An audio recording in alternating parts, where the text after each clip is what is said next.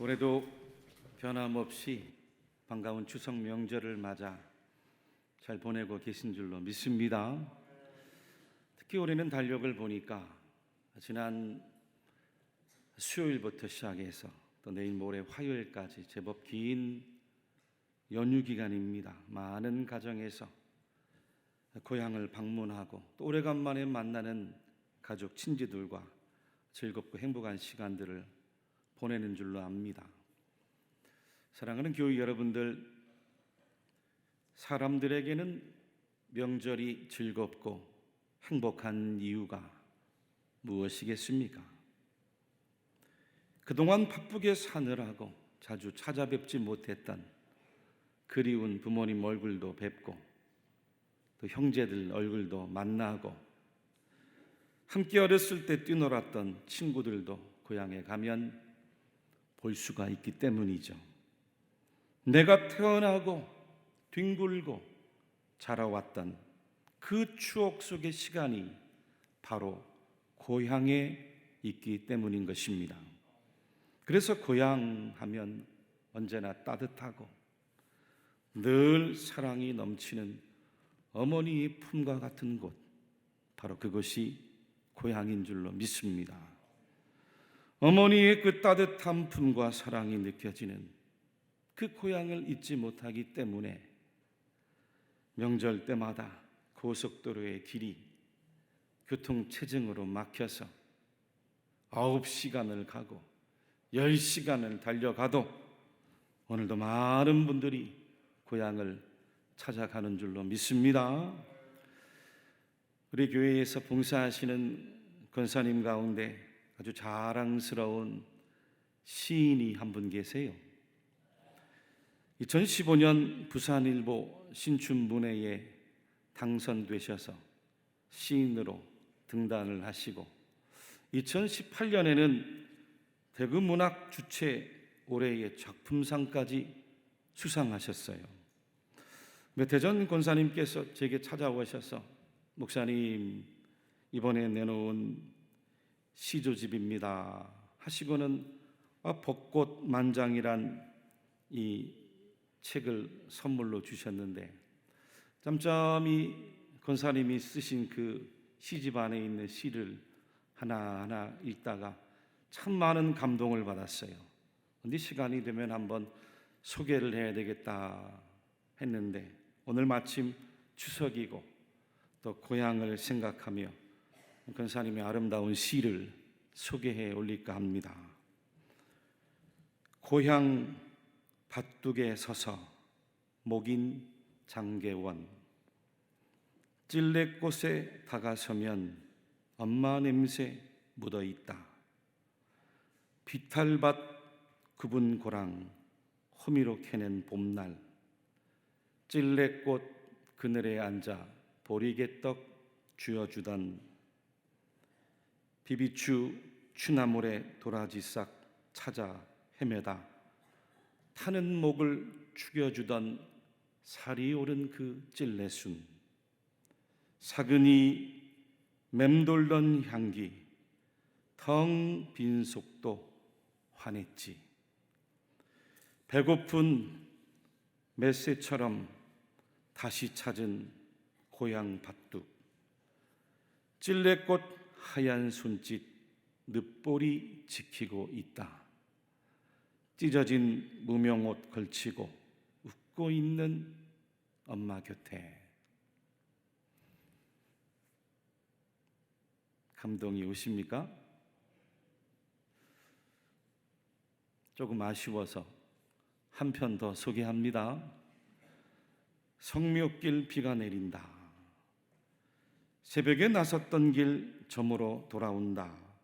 가을비 추적추적 내리는 때문인지 운전석 와이퍼 뒤로 유리창이 흐리다. 비석쯤 비에 젖든 무슨 일이겠냐고 길가에 코스모스 입속말 중얼댄다. 새벽길 찬이슬조차 마다 않던 어머니, 엎드린 그 중심에 주님 홀로 계시기를 기도하던 그 마음을 이제사 알겠는지 빗물이 창을 두드리며 주룩주룩 울고 있다. 참 시가 아름답죠? 예, 권사님이 기도 많이 하시는 것 같아요. 아주 영감이 있습니다. 오늘 우리가 읽은 이 성경도 고향에 찾아온 한 여성의 이야기입니다. 가족의 이야기예요. 가족이라고는 했지만 남편도 잃고 아들도 잃은 한 비련한 여성의 이야기입니다. 고향을 떠나 낯선 땅 타국으로 먹을 것을 찾아 갔는데 얼마 안 있다 남편을 여의고 말았습니다. 그리고는 10년쯤 세월이 흘렀을 때 눈에 넣어도 아프지 않는 두 아들마저 먼저 세상을 떠나보내게 되어요. 여인에게는 큰 아픔을 경험한 거죠. 그 이름이 나옴이라는 여성이었는데, 여러분, 이 나옴이란 뜻은 기쁨, 희락이란 뜻입니다. 근데 그녀의 생애는 희락, 기쁨과는 달리 큰 슬픔과 위기가 찾아온 거예요. 고향 땅 베들레헴에서 무려 150km 거리 떨어진 저 먼 사해바다 동쪽 모압 땅까지 기근을 모면하기 위해 남편 엘리멜렉이 가자고 하는 대로 말론과 기론 두 아들을 데리고 길을 떠나왔습니다. 그런데 그곳에서 남편이 먼저 생을 마감할 줄 누가 알았겠습니까? 더군다나 그나마 그녀의 삶의 의지였던 말론과 기론 두 아들마저 얼마 못 되어 어머니를 놔두고 훌쩍 떠나가 버렸어요. 가녀린 그녀 인생에 도저히 스스로의 힘으로는 감당할 수 없는 큰 어려움이, 큰 시련이 닥쳐온 거죠. 졸지에 남편과 두 아들을 잃었을 뿐만 아니라 과부의 신세로 앞으로 어떻게 살아가야 될지 앞길이 막막한 거예요. 세상을 향하여 홀로 내던져졌습니다. 얼마나 그녀의 마음이 괴롭고 슬펐는지 룻기 1장에 보니까 다음과 같이 자기 마음을 나타냈습니다. 나오미가 그들에게 이르되 나를 나오미라 부르지 말고 나를 마라라 부르라. 이는 전능자가 나를 심히 괴롭게 하셨음이니라. 내가 풍족하게 나갔더니 여호와께서 내게 비어 돌아오게 하셨느니라. 여호와께서 나를 징벌하셨고 전능자가 나를 괴롭게 하셨거늘 너희가 어찌하여 나를 나오미라 부르느냐 하니라. 얼마나 괴로웠는지 내 이름을 부르지 말아라 라고 하는 거예요. 그런데 여러분, 오늘 우리가 읽은 본문 룻기 2장에 보니까 그 비련한 나오미의 인생, 그녀 홀로 있지 않더라는 거예요. 그녀 옆에 누가 있습니까? 룻기 2장 2절 말씀이죠. 모압 여인 룻이 나오미에게 이르되 원하건대 내가 밭으로 가서 내가 누구에게 은혜를 입으면 그를 따라서 이삭을 줍겠나이다 하니 나오미가 그에게 이르되 내 따라 갈지어다. 내 따라 갈지어다. 여러분, 나오미에게는 딸이 없었어요. 그런데 내 딸이라고 부르고 있어요. 모압에서 얻은 자부 룻이 그녀와 함께 동행을 했습니다. 며느리를 향해서 내 딸이라고 할 정도로 가깝게 인생의 길을 동행하고 있는 거죠. 그래서 오늘 성경 룻기의 이름인 룻이라 이름하는 그 한 모압 이방 여인이 시모 나오미와 함께 그 가녀린 인생을 동행하고 있더라는 거예요. 자부 룻은 시모 나오미 곁을 떠나지 않았고 자기 고향 모압을 떠나 어머니의 고향 유대 베들레헴까지 함께하고 있는 것입니다. 그렇다면 어떻게 룻은 나오미 곁을 떠나지 않고 베들레헴까지 따라왔을까요? 여러분, 룻은 이방인이었습니다. 원래 하나님을 알지 못하던 이방 사람이에요. 하나님을 믿는 여인이 아니었습니다. 룻도 시어머니 나오미와 같이 남편을 잃었습니다. 살아가기 위해서는 큰 동서였던 오르버처럼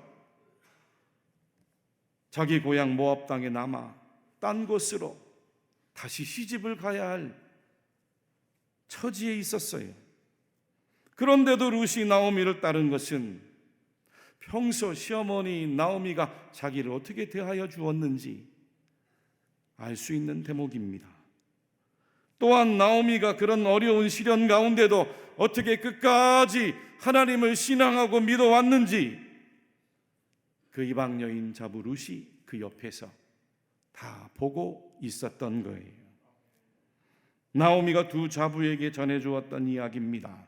룻기 1장 8절과 9절 말씀을 같이 한번 한 목소리로 읽겠습니다.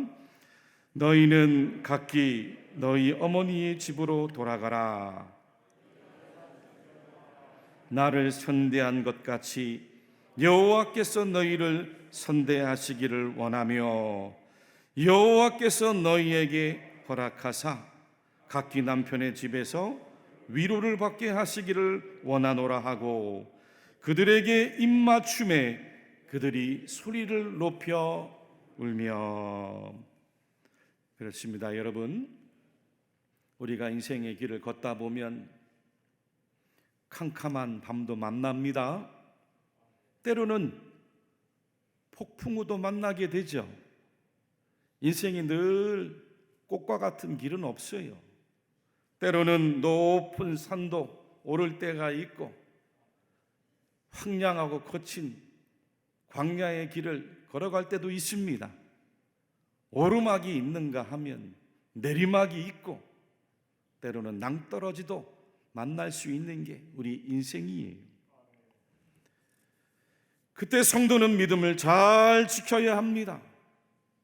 나오미가 간 모압 땅, 소돔과 고모라 심판을 피한 아브라함의 조카 롯과 그 롯의 두 딸에 의하여 세워진 곳입니다. 롯의 두 딸이 자신들의 자손이 끊어질 것을 염려하여 아비에게 술을 먹이고 억지로 동침해서 얻은 아들이 바로 모압 조상이 되었어요. 무슨 뜻입니까? 그런 곳이, 그런 땅이 제대로 될 리가 없습니다. 우상이 만연한 곳이었어요.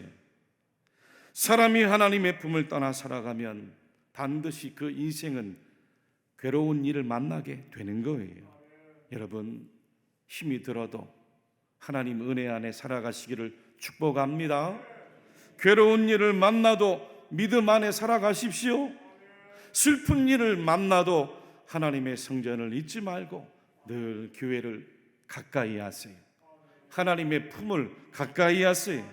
힘들어도 말씀을 붙들고 사십시오. 말씀에 순종하며 살아가세요. 그러면 그 고난 가운데도, 그 눈물 가운데도 하나님의 뜻이 다 있음을 나중에 깨달아요. 모압 땅에서 남편과 두 아들을 잃은 나오미가 다시 고향 땅 하나님의 품으로 돌아가기로 결심했을 때 두 좌부 가운데 오르바는 친정으로 돌아갔지만 둘째 좌부 롯은 그렇지 않았습니다. 1장 16절과 17절 말씀도 우리 같이 한번 함께 읽어보겠습니다. 어머니께서 가시는 곳에 나도 가고 어머니께서 머무시는 곳에서 나도 머물겠나이다. 어머니의 백성이 나의 백성이 되고 어머니의 하나님이 나의 하나님이 되시리니 어머니께서 죽으시는 곳에서 나도 죽어 거기 묻힐 것이라. 만일 내가 죽는 일 외에 어머니를 떠나면 여호와께서 내게 벌을 내리시고 더 내리시기를 원하나이다 하는지라. 아멘. 자부의 고백이 얼마나 아름답고 은혜롭습니까? 모든 걸 상실하고 고통 가운데 있던 나오미였지만 그녀 곁에는 자부 룻이 하나님이 나오미에게 주신 은혜였습니다. 위로였어요. 어떤 은혜였고 어떤 위로였습니까? 인생을 살아가면서 밭에 떨어진 이삭을 줍는 은혜였어요. 할렐루야. 당시 유대 땅에는 가난한 사람들이 추수하는 밭에서 떨어진 이삭을 줍도록 허용해 주는 것을 율법이 명하셨어요. 신명기 24장 19절입니다. 내가 밭에서 곡식을 벨 때에 나그네와 고아와 과부를 위하여 남겨두라. 그리하면 내 하나님 여호와께서 내 손으로 하는 모든 일에 복을 내리시리라. 룻이 나오미에게 말했습니다. 내가 밭으로 가서 내가 누구에게 은혜를 입으면 그를 따라서 이삭을 줍겠나이다. 어머니, 걱정하지 마십시오. 제가 남의 밭에 가서 떨어진 그 이삭을 주워와 어머니를 복양하겠습니다. 그런데 그녀가 도착한 밭이 하필 돌아가신 시부 엘리멜렉의 친척 보아스가 주인이었던 밭이었어요. 3절 중반절에는 이것을 가리켜 우연이라고 증언했습니다만, 여러분, 이 일이 어찌 우연하게 일어난 일입니까? 아닙니다. 하나님의 필연적인 섭리가 그 가운데 있었습니다. 하나님께서 룻을 통하여 나오미에게 은혜를 주시려고, 나오미의 인생을 다시 위로해 주시려고, 나오미를 다시 일으켜 주시려고, 나오미의 남편이었고 자부에겐 시부였던 엘리멜렉의 친족이자 당시 재력가였던 보아스를 하나님이 만나게 하신 거죠. 내가 누구에게 은혜를 입으면 그를 따라서 이삭을 줍겠나이다, 룻이 말했는데 그 말대로 하나님께서 보아스를 만나게 하신 거예요. 믿습니까? 보아스도 룻이 밭에서 이삭을 줍는 그때 하필이면 자기 집에서 나와 자기의 밭을 돌아보게 된 거예요. 4절 말씀에 마침 자기 집에서 나왔다고 했어요. 여러분, 성도들에게는 우연한 일이 하나도 없습니다. 사람을 만나도 우연하게 만나는 게 아닙니다. 여러분들이 하는 일 가운데도 우연한 일이 없어요. 우리는 모두가 서로에게 하나님께서 주시는 이삭을 줍는 인생을 살아갈 뿐인 거예요. 그래서 기도해야 되는 겁니다. 내가 잘나서 사는 인생이 없습니다. 다 하나님께서 허락하신 만남을 통해 서로가 이삭을 줍는 인생을 살아갈 뿐인 거예요. 보세요. 가정에서도 부모와 자식으로 만나 부모는 자식에게 이삭을 줍고 자녀는 부모에게 이삭을 줍는 것뿐입니다. 직장에서도 동료로 만나고 상사로 만나고 직원으로 만나 서로에게 하나님이 주신 이삭을 줍는 인생을 살아갈 뿐인 거예요. 학교에서도 교사로 만나고 학생으로 만나 학업의 이삭을 줍는 것뿐입니다. 사회에서도 친구들과 만나 우정을 나누면서 밭에 떨어진 이삭을 줍는 것이 바로 우리들이에요. 여러분, 사업을 해도 거래처를 잘 만나야 하지 않습니까? 잘못된 사람 만나보세요. 사기를 당합니다. 어려움에 당합니다. 거래처를 잘 만나야 서로가 서로에게 이삭을 줍는 인생을 살아갈 뿐인 거예요. 심지어는 가게나 음식점에 가도 주인은 손님에게, 손님은 주인에게 물건을 팔고 물건을 받고 음식이 나오고 그 음식을 받아 먹는 이삭을 줍는 인생으로 우리는 살아갈 뿐인 것이에요. 교회에서는 어떻습니까? 성도들 간에 서로 만나 돕고 섬기며 봉사하며 믿음의 이삭을 줍는 겁니다.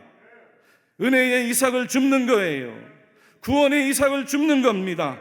목사와 성도로 만나서 오늘도 예배 자리에 나왔으니 말씀의 은혜의 이삭을 여러분들이 줍고 있는 거예요. 할렐루야. 나오미가 나중에 루시 보아스의 밭에서 주워온 이삭을 가져왔을 때 뭐라고 한지 아십니까? 그가 여호와로부터 복받기를 원하노라. 그가 살아있는 자와 죽은 자에게 은혜 베풀기를 그치지 아니하도다 하고, 나오미가 또 그에게 이르되 그 사람은 우리와 가까우니 우리 기업을 물을 자 중에 하나이니라. 깜짝 놀란 거예요. 이방의 자부 룻이 밭에 가서 이삭을 주워왔는데 그 밭의 주인이 죽은 자기 남편 엘리멜렉의 친척 보아스가 주인인 것을 알고 깜짝 놀라고 말았어요. 그녀의 말대로 룻기 성경의 결론이 무엇이에요? 이방 여인 룻이 보아스와 결혼을 하고 그 사이에 얻은 혈통이 장차 예수님이 이 땅에 오시는 그 다윗 가문의 증점으로 오르는 놀라운 축복의 여성이 되더라는 거예요. 여러분, 오늘 이 말씀을 통하여 하나님께서 여러분들에게 말씀하는 뜻도 무엇입니까? 사람의 인생, 여러분의 일생은 우리가 다 알 수 없는 하나님의 신비가 함께하고 있음을 믿으십시오. 믿음의 눈으로 보면 우연한 만남이 없습니다. 우연한 일이 없어요. 모든 일에는 하나님이 주관하시고 하나님이 섭리하시고 하나님이 이끌어가시는 필연적인 일들만 있는 거예요.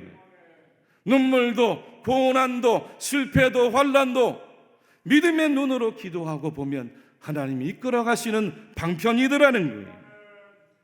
나오미가 남편을 따라 모압 땅으로 내려간 것도, 그곳에서 남편을 잃고 두 아들을 잃은 것도, 이방인 자부 룻을 만나 다시 고향 땅으로 돌아와 보아스를 만난 것도 결국에는 다 보이지 아니하는 하나님의 섭리와 계획이 나오미와 룻 자부의 인생 가운데 함께 하신 줄로 믿으시기를 바랍니다. 얼마나 놀랍고 신묘한 일입니까? 그래서 성도들은 지금 당장 내 일이 안 된다고 원망할 필요가 없어요. 내 인생, 우리 가정은 왜 이 모양이냐고 함부로 판단할 것도 없습니다. 나를 좋아하고 아껴주는 사람과의 만남도, 아니면 나를 미워하고 원수같이 여기는 사람과의 만남도, 지금 거기 이 순간 내 옆에 나와 더불어 만남을 이루며 살아가는 그 모든 사람을 통하여 하나님은 여러분의 이 생애를 이끌어가고 계심을 믿으십시오.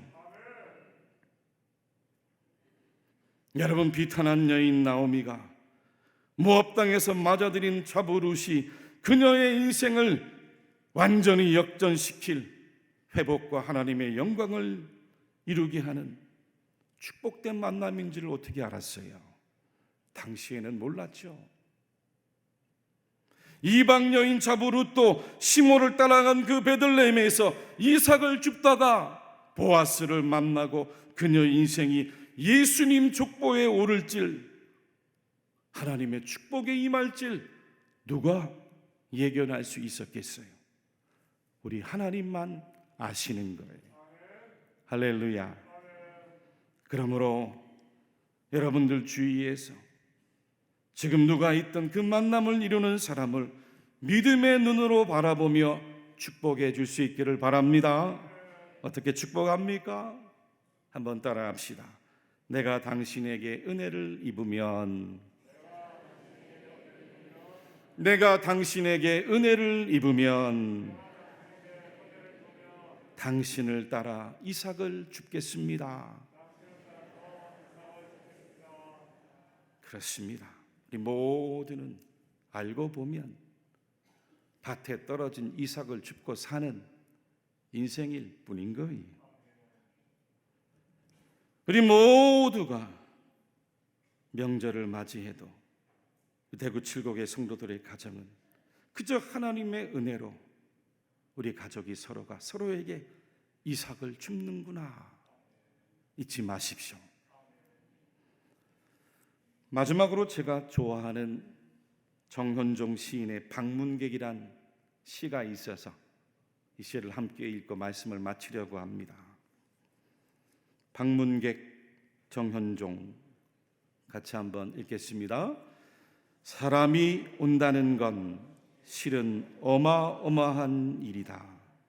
그는 그의 과거와 현재와 그리고 그의 미래와 함께 오기 때문이다. 한 사람의 일생이 오기 때문이다. 부서지기 쉬운, 그래서 부서지기도 했을 마음이 오는 것이다.